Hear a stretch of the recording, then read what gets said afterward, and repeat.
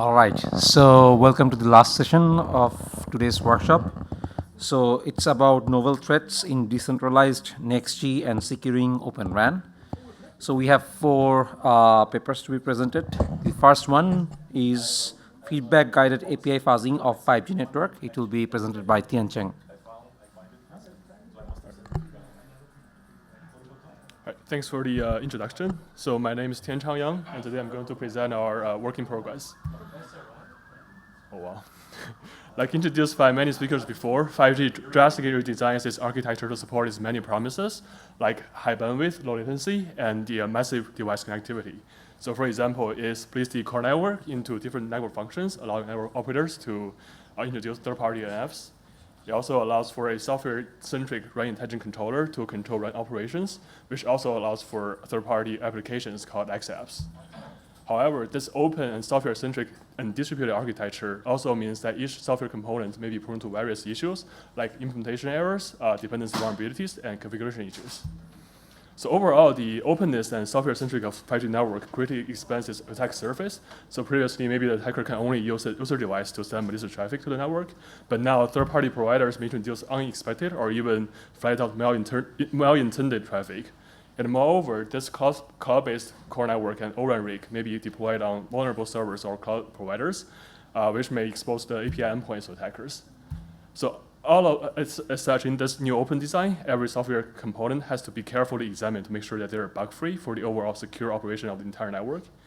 And each internal communication has to be tested.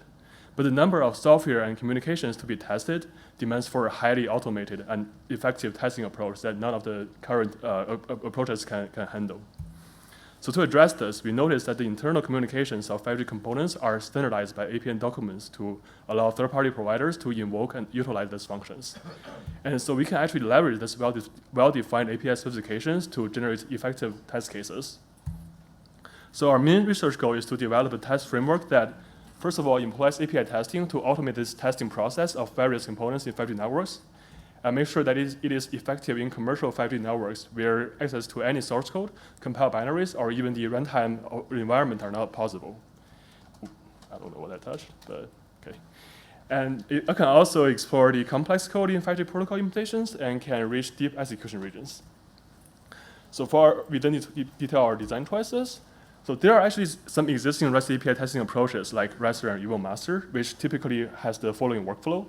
First, the REST API specification is passed to a compiler, which extracts like API's grammar, like available functions, infers some function dependencies, and creates a parameter value dictionary. So using this compiled information, the generator will generate test inputs statically by populating the parameter values using the dictionary and send the test inputs to the target server. And finally, this checker will analyze the response code from the target. And if it returns a 200 level code, it means like the test input is accepted. If it's a 400 level code, it means that the inputs are rejected. And we're more interested in the 500 level code, which typically means that there are some internal errors, maybe caused by some crashes or some exceptions.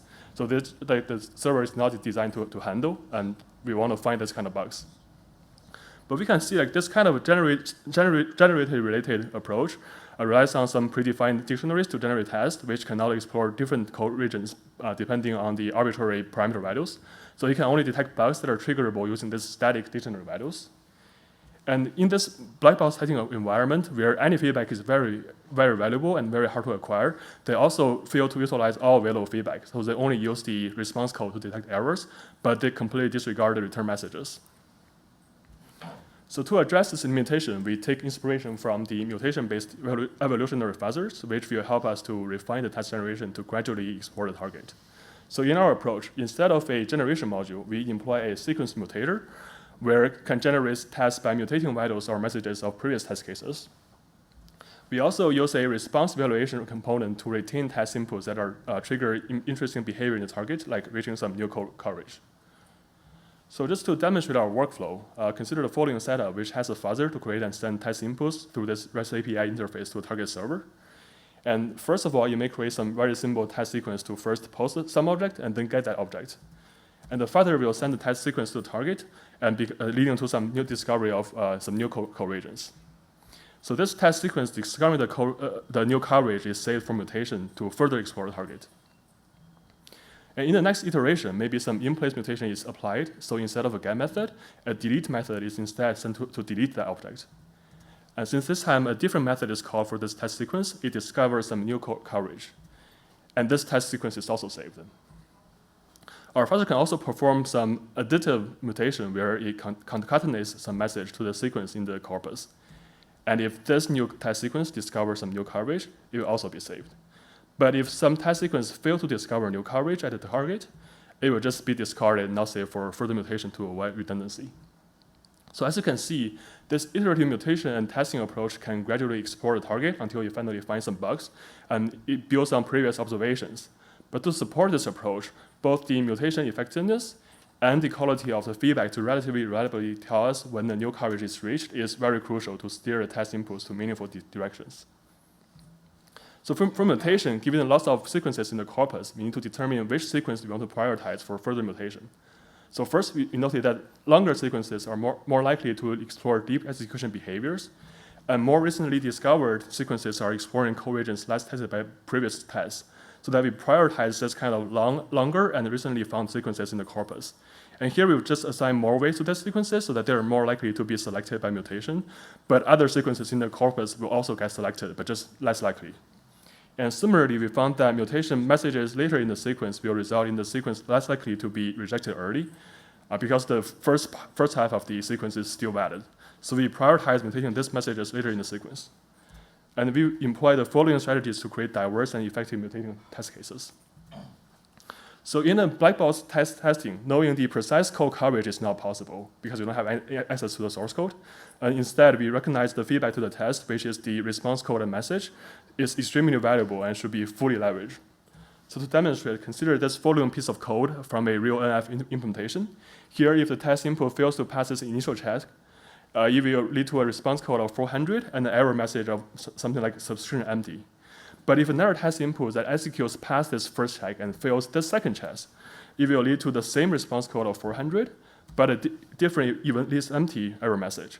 So we consider both the error message as part of a feedback, and it will give us a more accurate understanding of if a test input has executed some new code coverage regions. So I'll present some initial evaluation of our approach. So we evaluated our approach on AMF of two popular open source 5G core implementations, the FreeFiveGC and Aether's SE core for 24 hours each. And we have identified 4 issues with two CVEs assigned to track them. And all issues are already packed. And the issues are mainly just from like some simple errors like dereferencing no pointers or direct access of no values, which are caused by insufficient checks. Also, let me present a demo of our tool. First, we can run the target, which is FreeFiveGC in this case. And after the core network is running, we will run our fuzzer given the specification grammar. So we build our tool by extending Raster, so the command is very similar to Raster. And after fuzzing starts, you can already see that it's already sending test messages to FreeFiveGC and analyzing the feedback.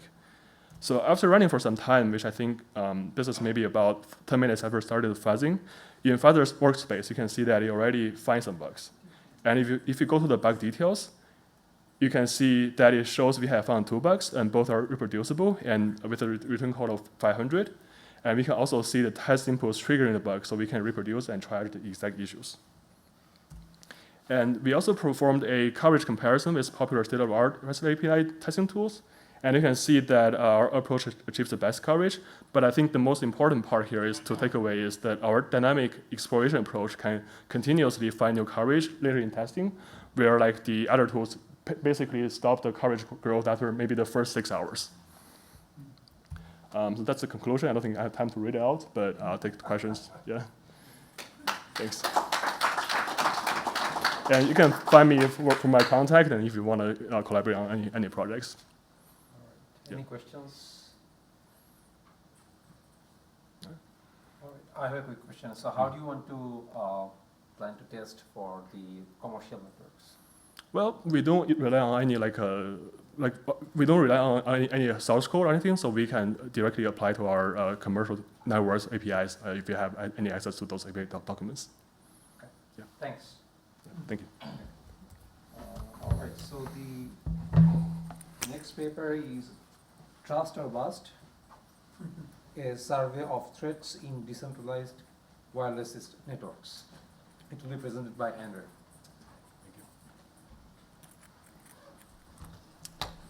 All right, thank you for the introduction. So can you please pull up the slides?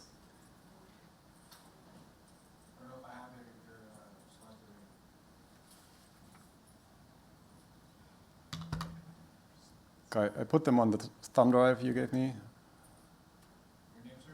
Andre Beck. Beck. Yeah. Got it. Okay.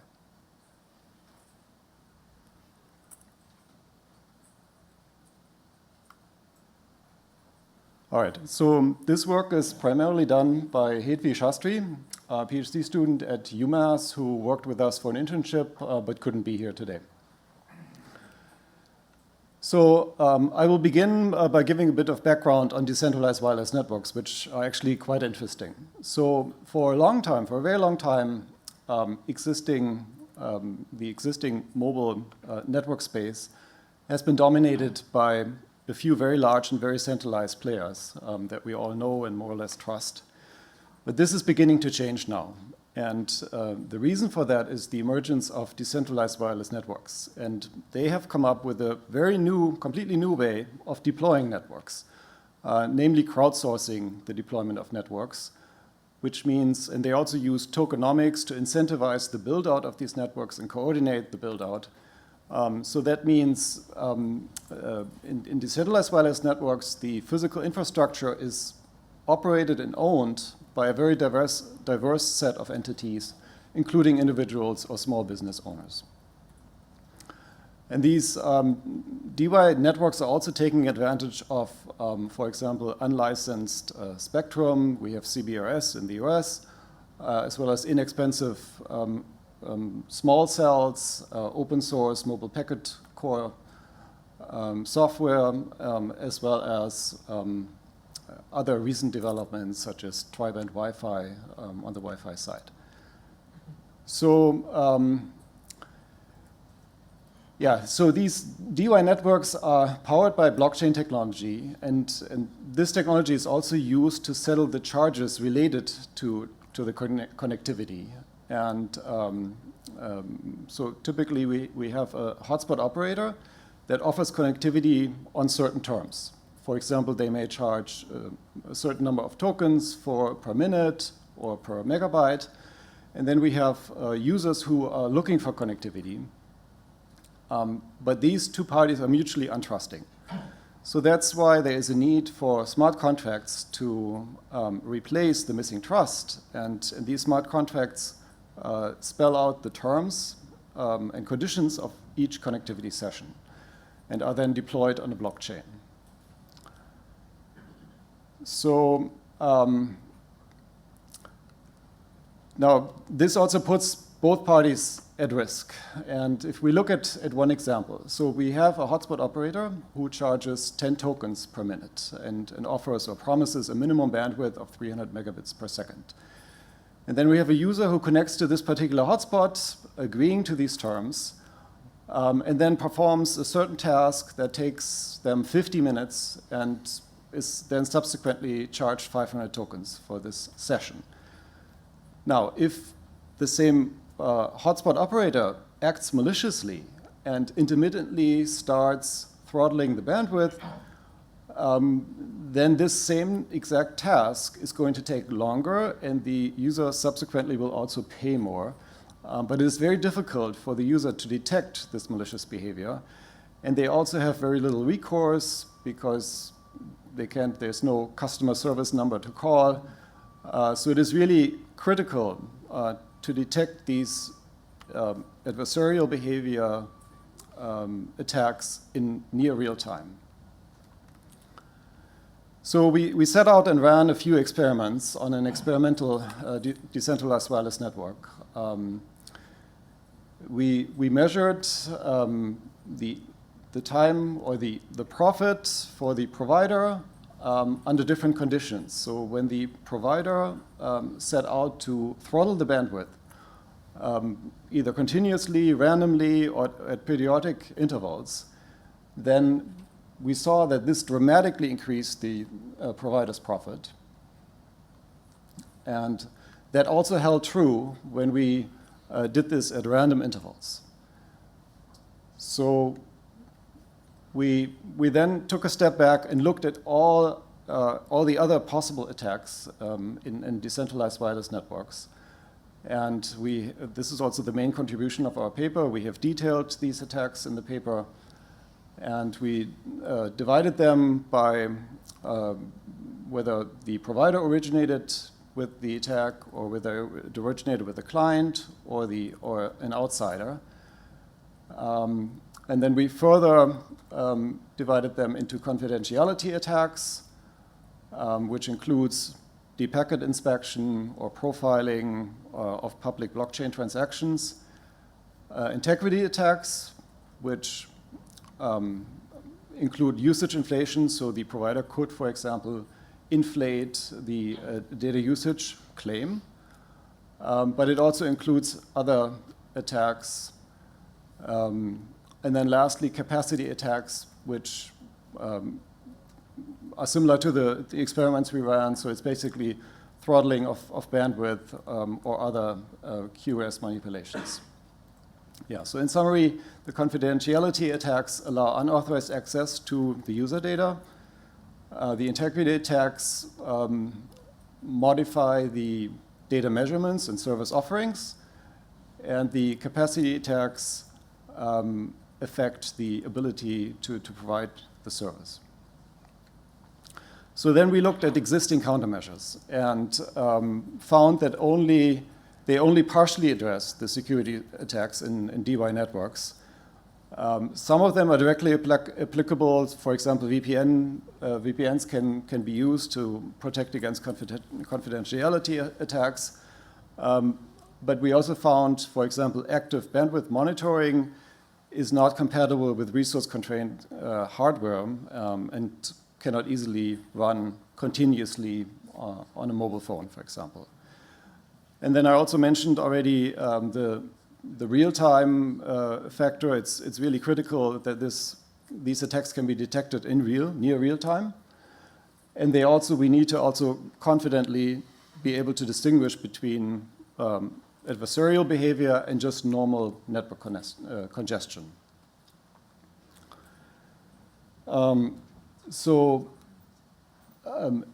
We believe it is critical in future work to come up with a robust and lightweight system to detect these adversarial attacks in DY networks in near real time. Similarly, we also have to come up and develop trustless proof systems.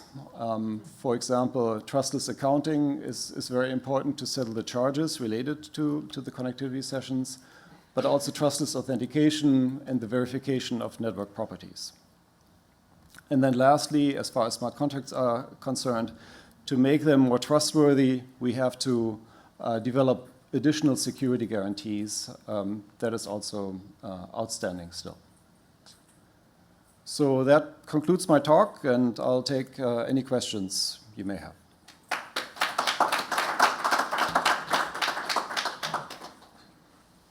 Any questions? Yeah. Sure, I suppose I should use the microphone. So really interesting talk. I'm just wondering, as you describe it, in this relationship, all the power resides with the operator and very little power resides with the user. So why would anyone ever enter into such an arrangement?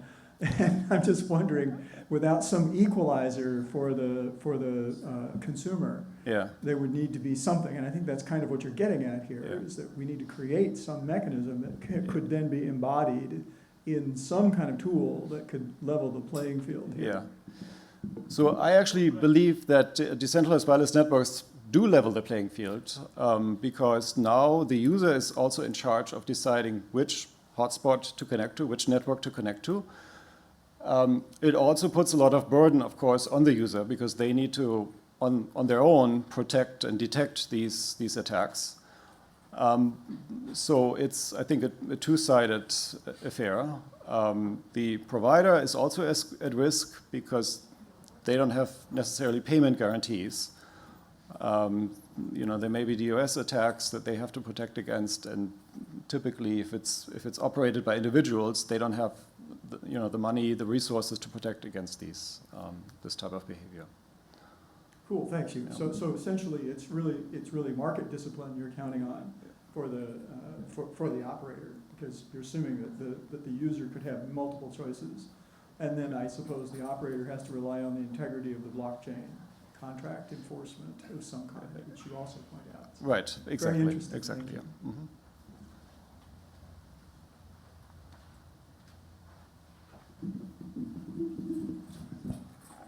Thanks, Andre. Mhm. Hey, is Helium a example of a network like this? The Helium? Yes, Helium Mobile is one of is the most prominent decentralized wireless network. It's not completely decentralized. I would call it a pseudo-decentralized network, and it's actually currently operated as an MVNO. They call it a hybrid network, which is augmented by decentralized Wi-Fi access points. Okay. So in reality, you'd most likely get 99% of your access points being legit and 1% maybe being these bad actors, right? Is there any possibility of like a rating system that's published that, you know, if for instance, a user measured its, you know, average speed or something and found that it was well below what the advertised rate was, then it could at least post a negative feedback to that, you know, that access point at least, and then let crowdsourcing do its job? Yes. Reputation scores are absolutely, I think, also a very important component of any type of decentralized wireless network. Of course, they can also be faked, but I think creating, you know, verifiable ratings is key to addressing these concerns. Yeah. All right. Let's thank the speaker.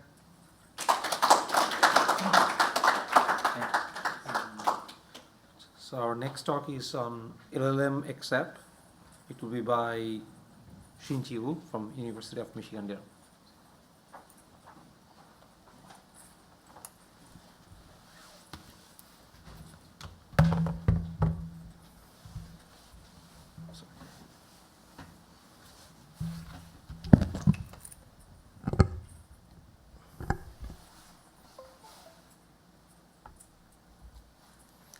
Okay, good afternoon, everybody. My name is Xin-Chi Wu.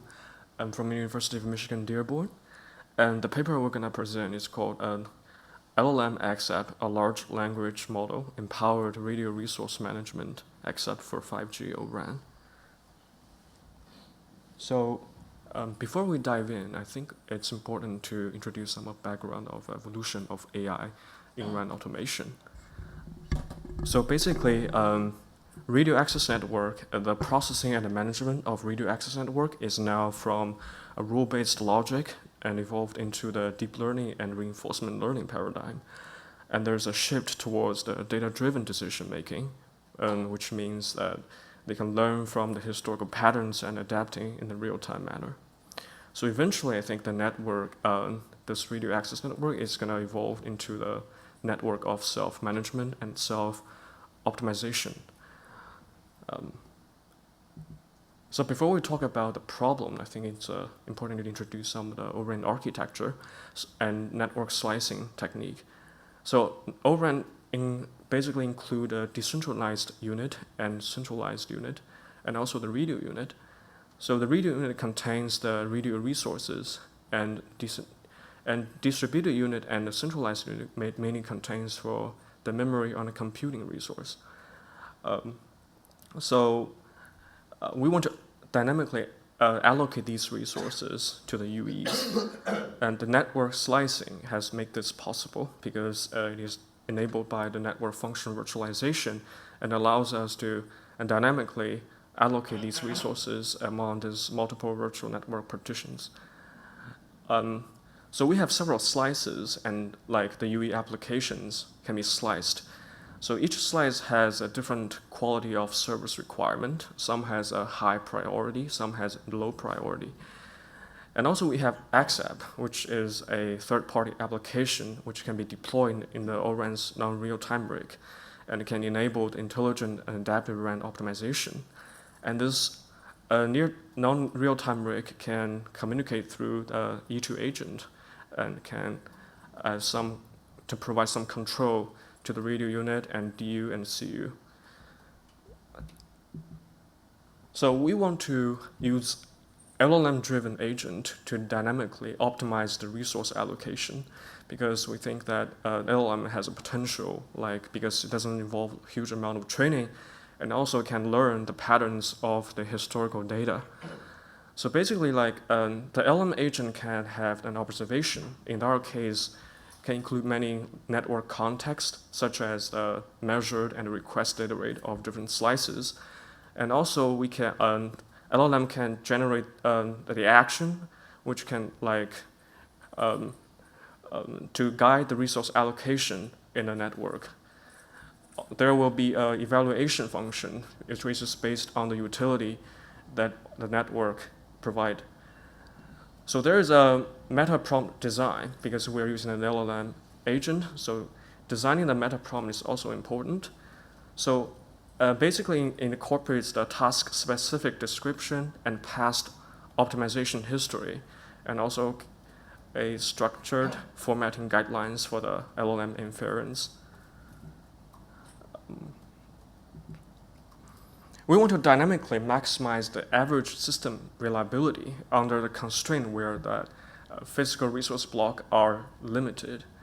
And this problem actually is a very difficult to tackle directly, because there's no closed form solution, since the network context has many variables. Some variables we don't know, and we have to make an adaptation accordingly based on some measurement. So we adopt some agentic AI framework to tackle this resource allocation problem. So basically, we can regard the LLM-xApp as an agent that can observe some of the network state, and which we can call it an observation. And based on the observation, we can make the action, and this action will be sent to the ORAN to do some resource allocation. Then after the resource is allocated, there will be a utility measure. So based on the utility measure, we can store these pairs, like action, observation, and utility pairs, to the meta prompt design, which serve as an optimization history, and which can guide it to the LLM optimizer to optimize the network iteratively. So here's an example of LLM prompt generation and design, which include objectives and also optimization trajectories, and also the meta prompt instructions. Then once we feed this prompt to the LLM, it will give us the response, and we can extract the data from this LLM response and send it through the API to the network. So let's talk about our experiment setup. We use an OpenAI Sailor, which is called OAIC testbed, built upon SRS RAN and Open5GS. This testbed is built by the people from Virginia Tech, and specifically we use and already developed xApp, which is called Secure Slicing xApp. We use their APIs to send the response generated from the LLM, so that we can update the PRB allocation dynamically. And also we utilize the iPerf for the performance assessment and measuring the throughput and latency. So here's our experiment results. The figure A here shows the random strategy, which means that we randomly allocate the resources. And as reflected in the data rate of the two UEs, they are both the data rate is reflected in a stochastic manner, because there's no incentives to guide the resource allocation. And figure B and figure C here shows two types of a static resource allocation strategy. The figure B here shows the equal allocation, which means we allocate the resource equally to the two UEs here. And figure C here, we allocate the resources based on the request of the UE. And the figure D here is the LLM based scheme, because you can see that there's gradually adaptations based on the utility measurement that sent from the network will favor the priority UE. In our case, the UE1 is the priority UE. Will gradually give more resource to the UE1, so the data rate will be higher. Also, we conduct a comparative analysis regarding the key performance indicator varying the resource allocation scheme. We can see figure A and figure B here shows the average utility and average reliability metrics. We can see that LLM allocation scheme can prioritize the UE1, which has more stringent requirement in terms of the data rate. Thus, it will have the more utility and reliability. Also, we didn't sacrifice too much of the UE2, which even has less requirement of the data rate. And figure C and figure D here shows that we can, once there is a factor of priority indicating how priority this UE1 has, once we increase the priority factor of the UE1, the average utility will increase. So as the trade-off, the other one will decrease because the resources are limited, and also the reliability can also be reflected at the same patterns. So conclusion here. So LLM-xApp introduced a novel approach to real-time and intent-driven resource allocation in overrun slices.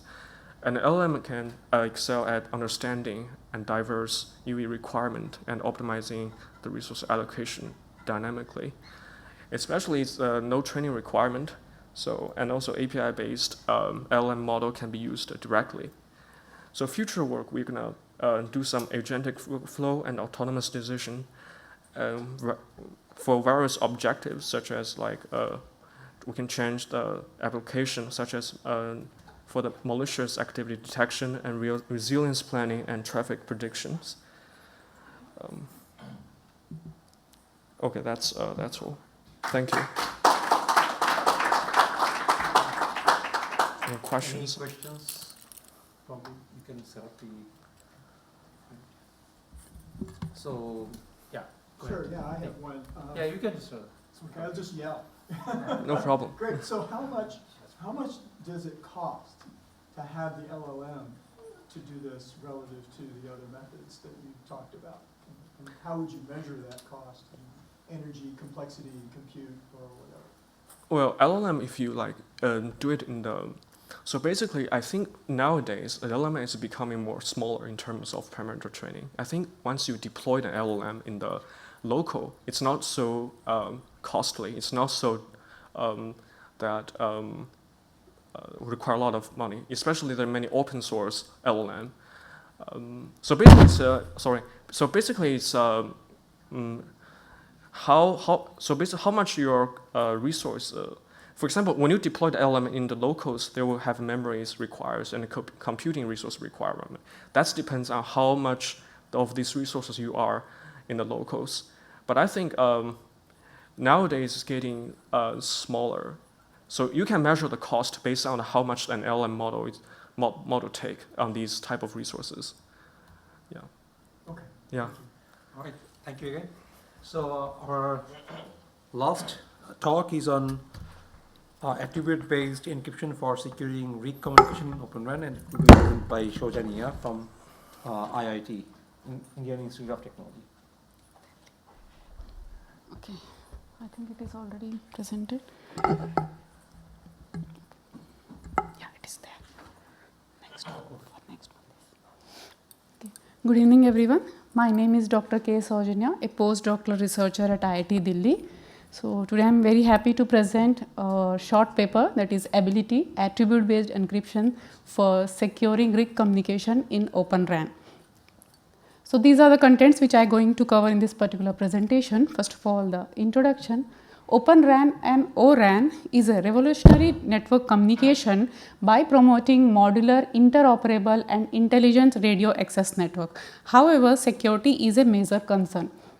So the current or existing security mechanisms like TLS and RBAC, that is role-based access control, lacks the necessary granularity required for the dynamic and multi-vendor based non-RT-RIG framework. Furthermore, the emerging cyber threats and the migration towards zero trust architecture and the zero trust security models, there is a requirement and demands of more robust security mechanisms. So Here, the ABE steps in as a fine-grained security mechanism. With the adoption of multi-vendor ORAN architecture, the security risks have escalated. The existing security mechanism like TLS really focus on the secure communication channels. It does not have control on the data access. Likewise, RBAC also has a limitation due to its static role assignment. So ABE on the other hand allows encryption based on attributes such as roles and locations. This makes it well suited for dynamic and distributed RAN environments. So while ABE offers many advantages, it comes with challenges like the performance overhead due to cryptographic operations. Apart from that, the network overhead from additional encryption of the metadata, and of course the real-time key distribution complexities in dynamic network. So where the need of ABE framework, I will explain in the next slide. Once I explain what exactly the threat I have assuming here is. So one major security concern by considering the zero-trust security model issue in ORAN is compromised RFs, which can lead to unauthorized data access and exfiltration, and also it can have policy manipulation affecting the RAN operation. Also it can introduce the DOS attack on service management and exposure service, and definitely unauthorized communication across R1 interface. So an ABE driven solution ensures that data access is controlled at an attribute level rather than just by identity. So fine-grained encryption with dynamic policy validation can be possible. Apart from that, secure context-aware access control and the prevention of unauthorized RFs from accessing critical network data. So why the need of ABE framework is required. Next, the proposed solution. Here, the ability is a CPE-based solution which enhance the security framework of ORAN architecture. The key features here include is encryption policies based on multiple attributes like the roles, location, and the device types. It also ensures the access only for authorized RFs only. So enhanced policy validation to prevent malicious attacks. So this is a threat mitigation with the ABE framework. With respect to the data exfiltration, the fine-grained decryption control is possible with the ABE framework. And next, the policy manipulation. Here the ABE validates the encrypted policy. And the DDoS attacks can be mitigated using the rate limits, which can be used based on the attribute-based encryption. So for the experimental setup, to validate the ability, we plan to conduct the experiments using ORAN software community framework, where the non-rig and near RT rig will be deployed in Docker containers. Next, the key generation and distribution will be managed within the SMO framework, and the various security threats will be simulated to access abilities, resilience, and effectiveness. So for conclusion, ability strengthens ORAN security by providing attribute-driven access control. It mitigates the threats arising from malicious RFs and enhances policy enforcement. Our future work will focus on optimizing ABE for quantum safe cryptography. So these are the references. And thank you for your time. I would be happy to take any questions. So. For questions? Yeah. Yes, sir. Thank you for that, for your presentation. Really enjoyed it. Now, I wonder whether it will be useful step also in the future where you can design an attack that can break the conventional TLS scheme, and which will be prevented by your proposal. So that's something to think about. Sure. Okay. Thank you. Thanks again. Thank you, sir.